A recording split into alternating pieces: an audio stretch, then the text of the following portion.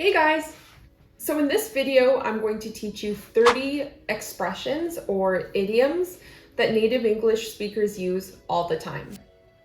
Now, before we get started, please don't forget to hit the like and subscribe button and turn on alerts so that you can see when I publish my latest videos. I publish videos every single week, so if you're looking to improve your English skills, make sure you hit that subscribe button. This video is going to be kind of in a quiz style. So what I'm going to do is I'm going to put the expression up on the screen and I'm going to have a few blank spots. And I want you to take a second and think about what expression I might be talking about. Are you ready? Let's get started. So here's the first expression. Can you take a guess what this expression is? We use this expression when we do a favor for someone, or when we make special efforts to try to please someone. For example, at my work, I work really hard to try to do a good job, and I'm always trying to do this so that my boss is happy with my performance. I can also use this expression in a negative way. So if I have a fight with my friend and I think maybe I'm doing too much for them, I might get upset and I might say, "I'm always doing this for you. When are you going to return the favor to me?" So what expression is this? You got it. Bend over backwards. To bend over backwards means to do something that takes a bit of effort. So if we think about actually bending over backwards, that would be difficult to do. So it means that we're making special efforts to try to please someone. Bend over backwards for every single person in the world? I think they would bend over backwards for you. Okay, so here's our next expression. Get up. Have you ever heard this expression before? So we use this expression when we get involved with something that we actually don't want to get involved with. So for example, let's say it's Friday night and I'm working late in the office, but I also have plans with my friends that evening. They might text and call me and say, "When are you going to be done? We're waiting for you." I can text them back and say, "Hey, I'm so sorry, I got up at work." What word should I put there? That's right, caught. I got caught up at work. To get caught up means to be involved with something that we really don't want to be involved with. Don't you get caught up in any kind of game in there, Speed. Don't get caught up in the bad things. All right, so this third expression is used when we are kind of asking someone if they understand what we're saying. So let's say I'm explaining a story to a friend, or I'm telling a story to a friend, and I'm trying to tell them how I'm feeling, but it's kind of difficult for me, and I want to see if they understand what I'm trying to say. I can say to them, do you catch my,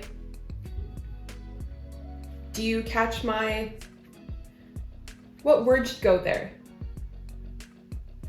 That's right. Do you catch my drift? We ask someone, do you catch my drift, if we want to ask them if they understand what we're saying. Yeah, well, I'm not a robber, if you catch my drift. Catch my drift. I do, yeah. All right, so this next expression, to do someone something, means that we are doing someone a favor. So for example, let's say I'm moving and I'm talking to my friend and I really need them to help me move all my stuff because I have so much stuff that I have to move into my new apartment. I can say to them, or I can ask them, could you please do me a something? Which means, can you please do me a favor? I really need help moving into my new apartment. So what word should go in the blank there? Do me a solid. Now this one is a very weird expression because we often think about solid like an adjective. Something is soft or funny, someone is funny or smart, those are all adjectives. They're describing words. Solid is also an adjective. Like this table, it's solid. But if we say, do me a solid, or if we ask someone to do me a solid, it means do me a favor. Do me a solid favor. But for some reason in English, we just get rid of the word favor. So we say, can you do me a solid? Man, please. Do you solid? When they buck me up to assistant manager, I'm gonna do you a solid. All right, so number 5 is a really weird expression. Keep your eyes something. We use this expression when we want someone to be on the lookout or to look for something or be aware of something. For example, let's say you're driving around and you're looking for a garage sale. You see a sign and you see the address, so you try to find that house where the garage sale is at. If you're with your friends, you can say, keep your eyes something. I'm looking for that house that has that garage sale. So what word should I put there? Keep your eyes peeled. Did you get that right? It's a very, very strange English expression. We say keep your eyes peeled when we want someone to be on the lookout. Well, keep your eyes peeled. Get rolling, keep your eyes peeled. Keep your eyes peeled. The next expression is used when there's no reasonable or logical explanation for something. For example, let's say you buy lottery tickets every week and you really hope you win, but your neighbor buys one ticket one time and he wins $10 million. You might be kind of sad and upset, and you could say, I guess he won for no rhyme or reason. No rhyme or reason. That's the expression we can use when something has no clear explanation. There's no rhyme or reason. There's no rhyme or reason to this game. Okay, so the next expression is used when we want to talk about someone who might be more skillful or more successful than someone else. To someone. What word do you think should go there? Let me try to give you an example and then you guess to see if you know which word should go there. Let's say there are 2 people that are competing to get a role in a play. The first person does an okay job, but the second person does an amazing job. The people that are giving the interview might say to each other, candidate B, totally candidate A. What word should be there? Outshine. Did you get that correct? To outshine someone means to be better than someone at something.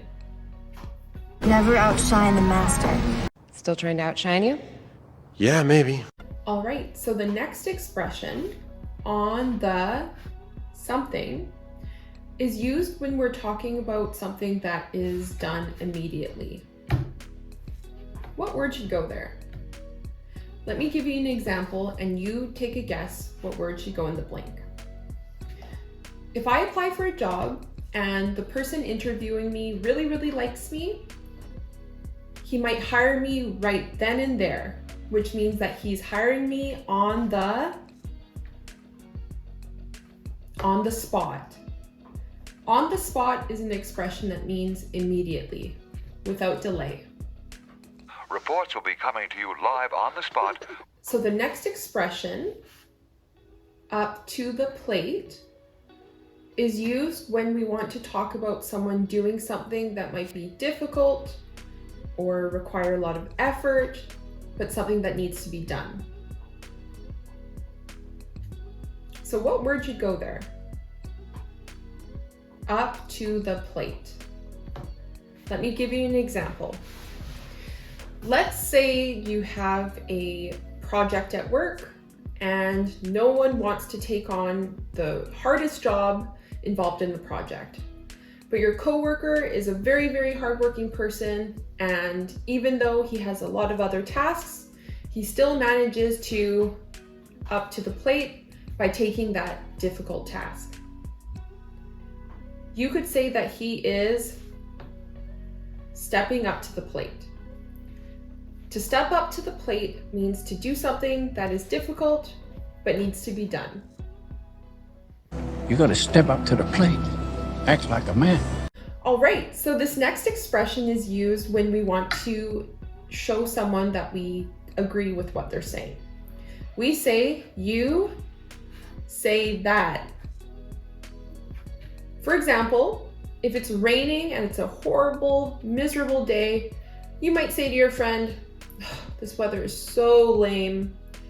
And the person might respond by saying, what would they say there? That's right. They would say, you can say that again. You can say that again is an expression that we use when we want to show that we agree with someone. Yeah, you can say that again. Okay, this next expression is kind of weird as well. It. This expression means to take full advantage of a situation. What word should be there? It. Let me give you an example. Let's say you're a movie producer and your first film goes very, very well and makes a lot of profit. You might decide to make a part 2 to that movie, also called a sequel, and you might be thought of as, starts with an M. The word is milk. To milk a situation means to take full advantage of a situation. So a movie producer that makes a part 2 of a film that's done very, very well is milking a situation, taking full advantage of how well a film did. And I've got this new authority. And darn it, if I'm not gonna milk it for everything it's worth. And we have to milk it from every drop of publicity we can get. So the next expression is used when we want to talk about something or someone who stands out or looks different from those around them or their surroundings. So let me give you an example. Let's say you go to a Taylor Swift concert, but you listen to punk music and you have a mohawk and you're wearing a band shirt. Some people at the concert might say that you stand out like a sore thumb. To stand out like a sore thumb means that you just look very different from those around you or whatever's around you. It doesn't always refer to people. It can also refer to objects. The point is to blend in, not to stand out like a sore thumb. I don't want to stand out like a sore thumb, do I? Okay, so the next expression is used when we want to suggest that there's no point complaining or being sad about something that has already happened. What expression do you think I'm referring to? We tell someone, or we say to someone, don't cry over,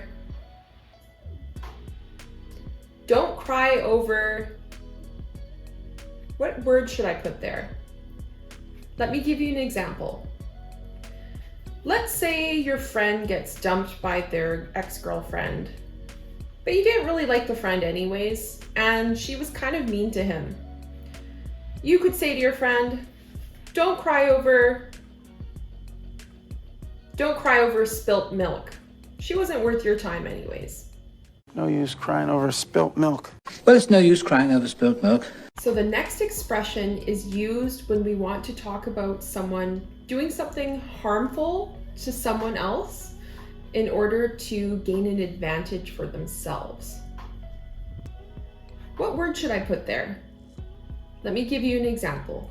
If you are at work and you get along with one of your colleagues, but you don't get along with another colleague, the first colleague is always helping you and being very nice, but the second is always trying to do bad things and make themselves look good and you look bad in front of your boss. You might confront that coworker who's not very nice and say, stop throwing me under the bus. That means doing something harmful for selfish reasons. Any one of you would throw me under the bus for a bigger bonus. So this next expression is commonly used when we have to pay for something that we don't really want to pay for. This expression is fork out the, and here we need a word that is an informal way of saying money. Fork out the something. For example, let's say you need an oil change for your car, but it's really expensive and you don't have a lot of money this month. You might say, I don't know how I'm going to fork out it's going to be a bit tight this month. I don't know how I'm going to fork out the dough. To fork out the dough means to pay for something, often when we don't really want to do it. So the next expression is used when we want to talk to someone who has done something that's kind of annoying and we want to confront them about it. What words am I missing there?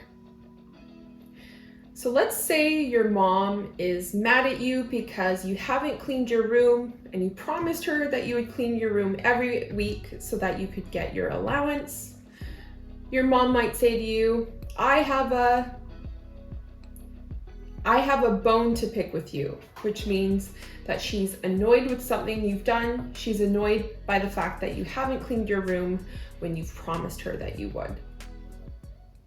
I got a bone to pick with you, Saxon. That's a surprise. So the next expression is used when we want to talk about someone criticizing someone else or kind of insulting someone or doing something that's kind of offensive. For example, let's say your friend or someone you thought was a friend decides to move out of your apartment without giving you any warning, and you end up having to pay all of the month's rent. You could say that that person dealt you a something. Low something. What word should we put there? The word is blow. A low blow is an insult or a criticism. That's a low blow. That's a low blow, you know. It's really not fair. It's a low blow. So the next expression is used when something happens that's kind of unexpected and things get out of hand or crazy or uncontrolled. If something becomes kind of chaotic and a situation becomes unpredictable or dangerous or unpleasant in some way, we could say that all broke loose. This is kind of a weird expression. You might not have heard it before. What word should I put there? Let me give you an example.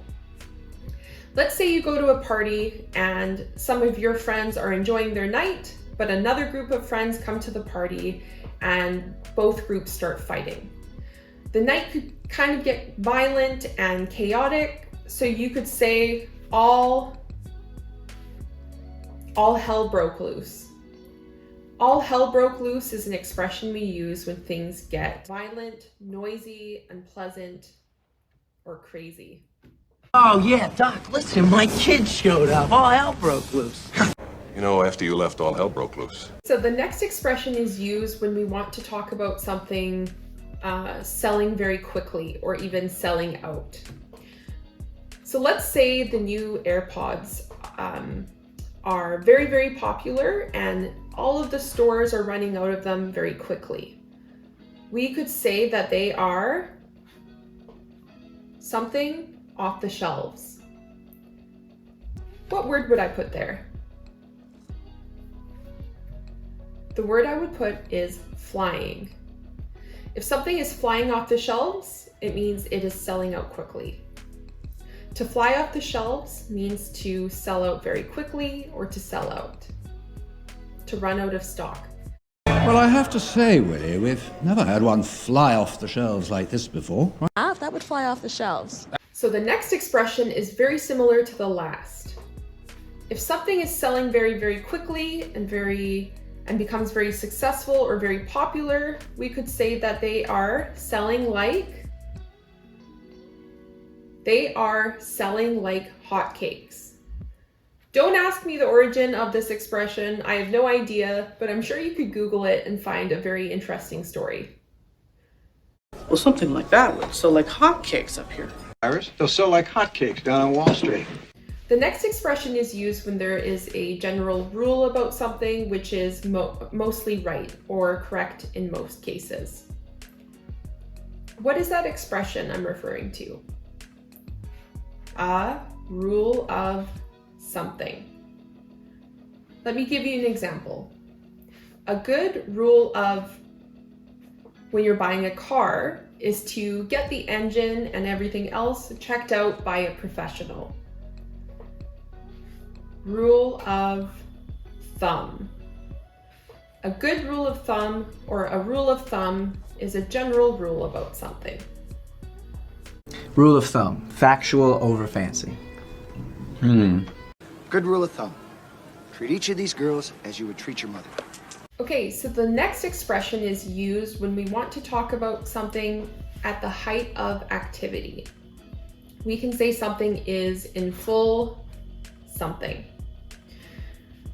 For example, if it's close to Christmas time and the stores in the mall are very, very busy and they have to hire new staff and sell lots and lots of merchandise, you could say the mall is in full something. In full swing. In full swing means at the height of activity. Traditional evenings torture is in full swing. Brandon and I showed up when it was in full swing. Okay, so the next expression means to become increasingly successful. If you're increasingly successful and things are getting better and better, you can say that things are on the and something. For example, let's say you get a good job, you're able to buy your first car and then your first house. You could say that things are on the up and up. On the up and up is an expression that is used when things or when you become increasingly successful. The business is on the up and up. How did you know I wasn't on the up and up in the first place? Now, the next expression is used when we want to talk about an estimate or an approximate number. So for example, let's say you're getting married next spring. You sit down with your wedding planner and they ask for an approximate number. An approximate number of how many guests will be attending the wedding. They're looking for a ballpark figure. A ballpark figure means an approximate number or an estimate. You have any idea how much this party cost me? A ballpark figure. Give me a ballpark figure. 10. The next expression is used when we want to say that something is very common or not very special. We can say that it's or something is a dime a something. For example, let's say your friend's really upset because he wasn't able to buy that black Honda Civic. You could say to him, you shouldn't be upset. Black Honda Civics are a dime a something. They're a dime a dozen. They're very, very common. Cowhands are a dime a dozen right now. Yes, sir. The next expression is used when we want to say that something is the best of something. If something is the best, it's the cream of the... What word should I put there?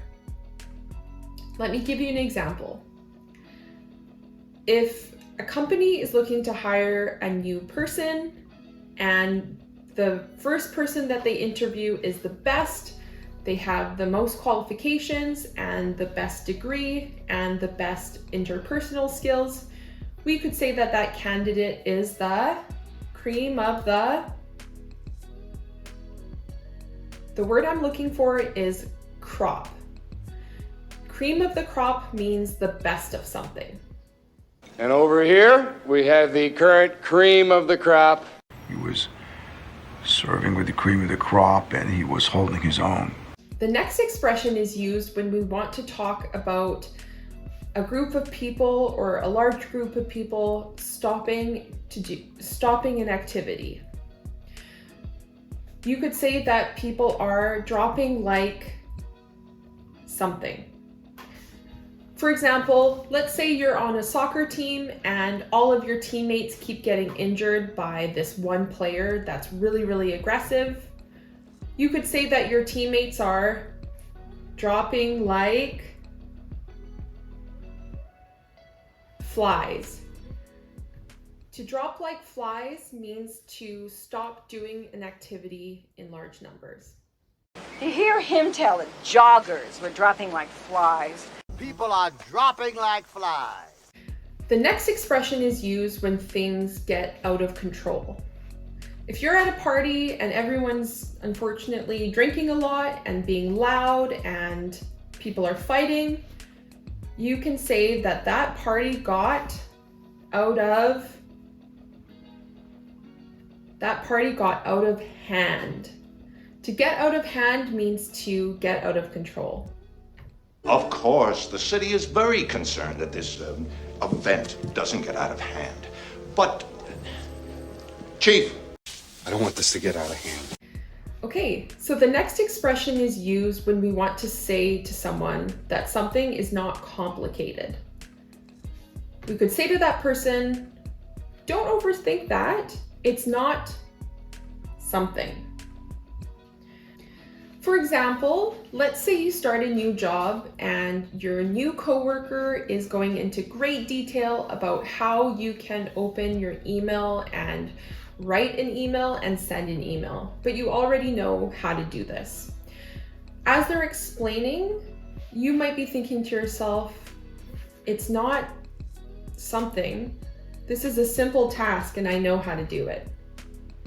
It's not rocket science. We use the expression, it's not rocket science, if we want to say that something is not complicated. I mean, fixing your hair is not exactly rocket science. It ain't rocket science. Well, it's not rocket science. Okay, so the last expression is to call it a something.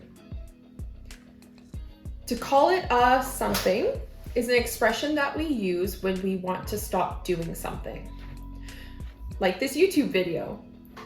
I've just taught you 29 expressions and this is the 30th expression.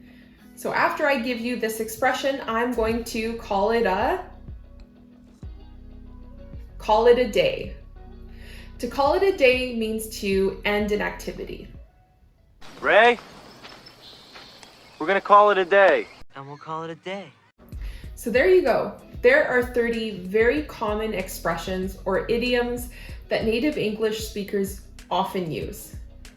If you enjoyed watching this video, please don't forget to hit the like button. And if you're new to my channel, please don't forget to hit that subscribe button.